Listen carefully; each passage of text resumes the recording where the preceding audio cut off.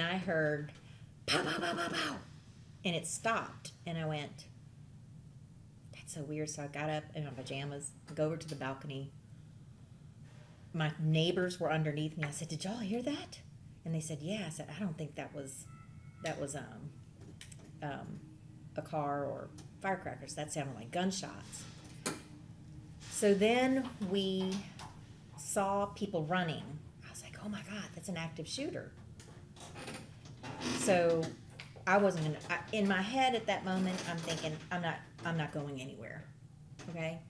But then I saw people settle down and go back, and I heard the uncle go, ah! He was screaming, ah!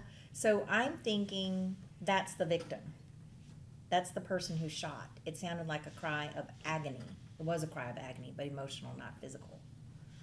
And they were crying out for, so then they're coming out looking for the ambulance. Where's the ambulance? Somebody help! So then they're looking for help, and they're going towards where the shooting was. So I'm thinking, okay, scene is safe. Somebody's hurt. Man down. I got things that could help. I'm an infusion nurse. I have a whole trunk full of stuff, right? But threw on some clothes, got my stuff out of my trunk, and ran over there. And you can hear my voice in the video. I'm a nurse. No, I'm a nurse. Because I wanted to let them know. So I started saying that from the bottom floor. And they said, take the elevator. So I came up the elevator. And they started pulling on me, like, to come quickly. And that's when I was like, no. Like, leave me alone. Because I was like this, too. I was scared. But I had to go. Because if somebody was shot in the leg, in the arm, somewheres where maybe they don't have the tourniquet on right.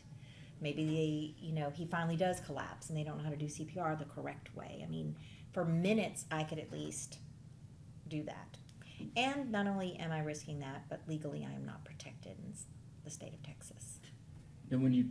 For a Good Samaritan Act. So, because I am a nurse. So when I got there, I looked at him. His head was this way and up, and his eyes were rolled back and fixed. And I saw a pile of blood behind his head. I didn't see where the gun was shot. I've stopped for car accidents before. I never move the patient. Rule number 1, don't touch him. Because if it was something in his neck that could have been taken care of, I don't want to move his neck. And then he's paralyzed, then I'm in trouble, right? No, don't move it. People on social media are saying, why didn't you do CPR and this kind of thing? That would not be appropriate? That would not be appropriate, especially with a gunshot wound. You would never do CPR because you would be circulating the blood, and the blood would go right out of the hole. So the first thing to do is to put pressure on the wound. That was too late. I checked his pulse. Plus, it was probably, I heard it 2:30ish or so. I was back calling my daughter. The phone call was at 3:16 in the morning. It's on my phone. 3:16 is when I called her. So I was already back, shook up. And when I called her, it was more like, ah! And she's like, Mom, so are you okay? Slow down. Because she's a nurse too. And so I'm calling her. I'm like, oh my God.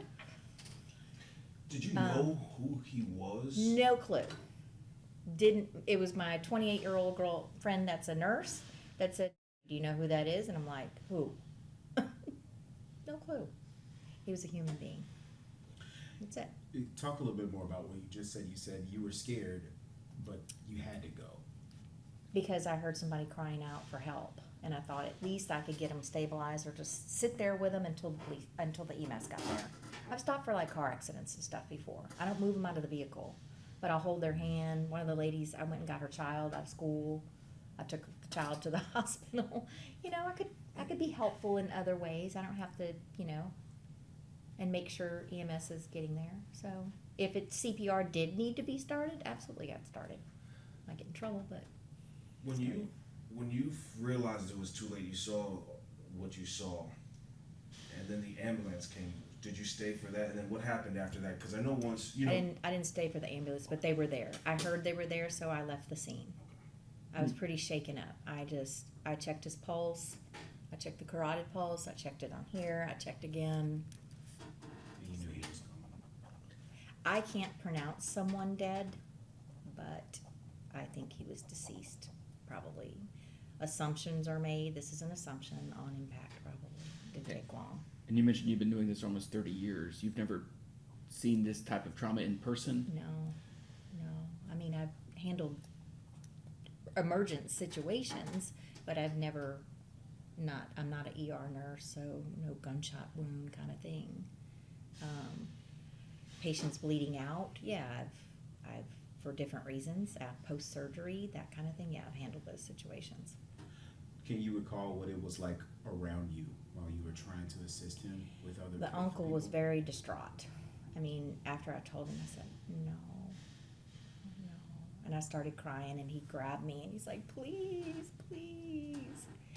And I started bawling, and I was like, then I came back across the street. My neighbors were out, and I was crying, and I'm like, typical nurse, I was beating myself up. I should have gone sooner. What if I would have been 5 minutes sooner? Sorry. What would you say to people questioning your actions or anything? I don't really care. Did you see the other people who were shot as well? They were already gone. All I know is he's a 28-year-old male, and that's my son over there, and somebody is his mother.